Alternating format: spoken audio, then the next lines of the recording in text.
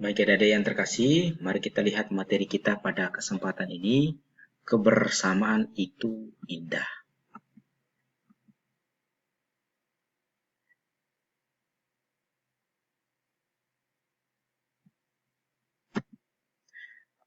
Nah, kita lihat pada gambar ini ada perbedaan dari agama, kepercayaan. Dari gambar ini terlihat, sekalipun itu gambar peta buta, tapi sudah kita tahu bahwa itu adalah bangsa Indonesia. Dan kita di Indonesia, negara mengakui ada 6 agama. Katolik, Kristen, Islam, Hindu, Buddha, Konghucu. Selain agama, kita juga melihat perbedaan-perbedaan dari warna kulit, dari budaya, dari bahasa. Tetapi perbedaan-perbedaan itu harus kita maknai secara berbeda. Dan masyarakat Indonesia seperti yang kita ketahui adalah masyarakat yang plural, majemuk, beraneka ragam, suku, bahasa, budaya, agama, kepercayaan, dan lain-lain. Suku saja kita tak terhitung berapa banyak jumlahnya, dari Sabang sampai Merauke. Bahasa dari Sabang sampai Merauke. Ada begitu banyak bahasa-bahasa lokal, bahasa-bahasa daerah, atau kita menyebut dengan bahasa ibu, budaya, atau juga kepercayaan-kepercayaan tertentu yang tidak termasuk di dalam agama. Nah, semuanya ini menunjukkan bahwa kita, masyarakat Indonesia, orang Indonesia, adalah masyarakat yang plural, yang majemuk. Sekalipun kita berbeda, beraneka ragam, namun seperti halnya kita lihat pada sebuah taman. Di taman itu ada beraneka ragam bunga-bunga, warna-warni, daun, bunga kembangnya. Tapi perbedaan-perbedaan warna-warni itu akhirnya membuat taman itu menjadi indah.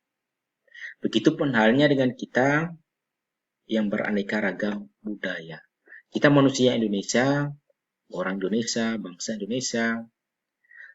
Sebagai manusia kita mempunyai impian, mempunyai harapan agar keindahan itu terungkap dalam hidup bersama kita. Dan itu tidak bisa langsung terjadi begitu saja tanpa suatu daya upaya, tanpa suatu usaha dari masing-masing kita.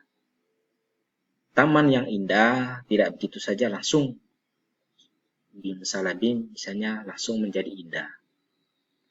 Harus ada yang menata, harus ada yang mengelola, meletakkan bunga yang lain di sisi lain, di satu sisi simpan bunga-bunga yang berwarna-warni lain.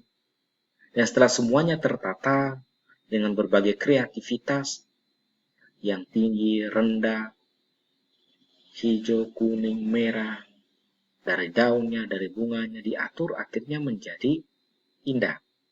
Dan kita dalam hidup kita, impian kita, harapan kita untuk membangun kebersamaan yang indah, perlu kita melihat ada beberapa hal seperti ini. Kita melihat perbedaan atau keberagaman yang ada pada kita semua itu bukan sebagai penghalang untuk bersatu. Kalau kita melihat perbedaan, keberagaman dari suku, budaya, itu menjadi penghalang bagi kita yang membatasi ruang lingkup gerak kita, maka kita tidak akan pernah bisa bersatu. Maka kita perlu mengatur diri sendiri untuk membangun keselarasan hidup. bersatu, bersama itu harus dimulai dari pribadi kita masing-masing, dari diri kita sendiri. Kalau kita mau membangun kebersamaan, tidak bisa kita mengharapkan orang lain yang memulai. Kita sendiri harus memulai dari diri kita sendiri untuk mengatur diri kita, untuk membangun keselarasan. Maka untuk menciptakan kebersamaan yang indah sebagai impian harapan kita bersama, maka kita masing-masing harus menjadi duta perdamaian, duta kerukunan, duta persatuan.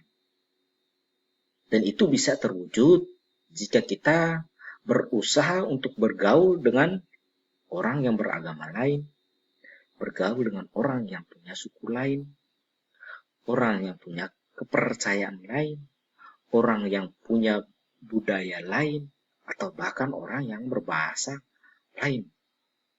Sekalipun kita tidak mengerti bahasa daerah yang semua ada di Indonesia ini, yang ribuan suku budaya, tetapi itu tidak akan membuat kita atau membatasi kita untuk bergaul, untuk bertemu, untuk membangun komunikasi satu sama lain. Kita sebagai orang Indonesia sangat beruntung karena kita memiliki bahasa pemersatu, bahasa Indonesia sebagai sarana bagi kita untuk membangun komunikasi, untuk membangun pergaulan dengan orang lain, dengan orang yang beragama lain, orang yang berbudaya lain, orang yang berbahasa lain. Selain itu, kita juga perlu menumbuhkan sikap saling menghargai dan menghormati. Poin ini selalu diulang terus dalam hidup kebersamaan apapun itu. Sikap untuk saling menghargai, saling menghormati perbedaan-perbedaan tadi, agama, suku, bahasa, itu perlu dan terus-menerus kita tumbuh kembangkan. Kalau semangat untuk saling menghargai, semangat untuk saling menghormati itu luntur, pudar, maka kebersamaan hidup kita juga semakin sedang merosot. Selain kita menumbuhkan sikap saling menghargai dan menghormati, kita juga harus saling mendukung atau membantu. Misalnya, membantu membangun masjid, bantu membangun gereja atau tempat ibadat lain. Dan bantuan kita itu bisa dalam bentuk material, dalam bentuk barang, tapi juga bisa moral, dalam bentuk pendapat, dalam bentuk ide, dalam bentuk dukungan buah pikiran.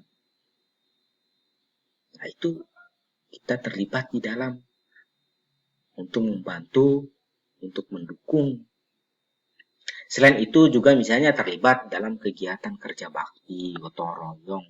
Misalnya di tempat tinggal kita, di RT kita, di gang kita, di kompleks tempat tinggal kita dan sekitar kita, ada kegiatan kerja bakti, gotong royong, maka kita perlu ambil bagian di dalamnya.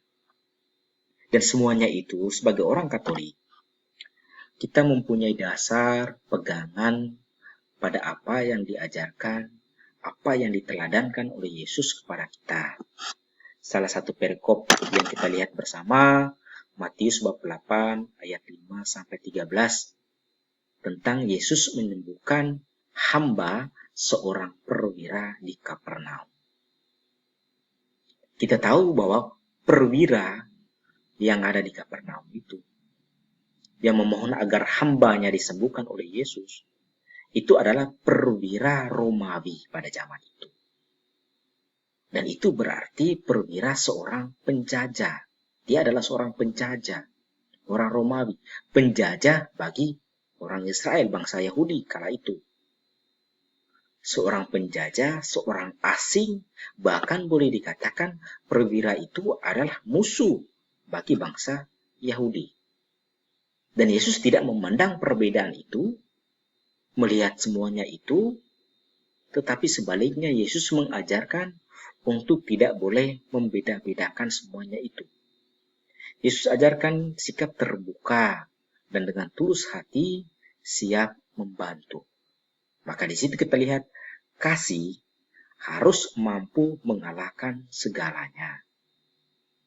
Apapun itu harus mampu dikalahkan oleh kasih.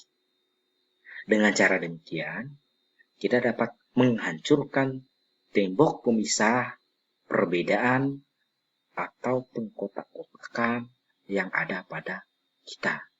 Dengan cara begitu, kita pergaulan kita semakin luas, dan membangun persahabatan dengan semua orang. Hal lain yang bisa kita lihat dari perikop kitab suci, misalnya dalam kitab suci ada seorang Samaria yang baik hati. Orang Samaria itu dalam kitab suci itu adalah orang asing, orang kafir menurut orang Yahudi. Tetapi mereka seringkali menunjukkan sikap-sikap mau menolong, mau membantu. Dan Yesus selalu mengambil mereka sebagai contoh dalam perikop-perikop kitab suci. Dan sebagai Yesus dalam konteks ini mengajarkan kita bahwa perbedaan, entah itu orang asing, dalam hal apapun, suku, agama, budaya, itu harus dibatasi dan kita terus berjuang untuk membangun persaudaraan, membangun kebersamaan, karena kebersamaan itu jika dibangun dengan semua rasa, saling menghargai, saling menghormati, maka kebersamaan itu sungguh-sungguh indah. Perbedaan dan keanekaragaman itu dalam hidup bersama sungguh-sungguh indah.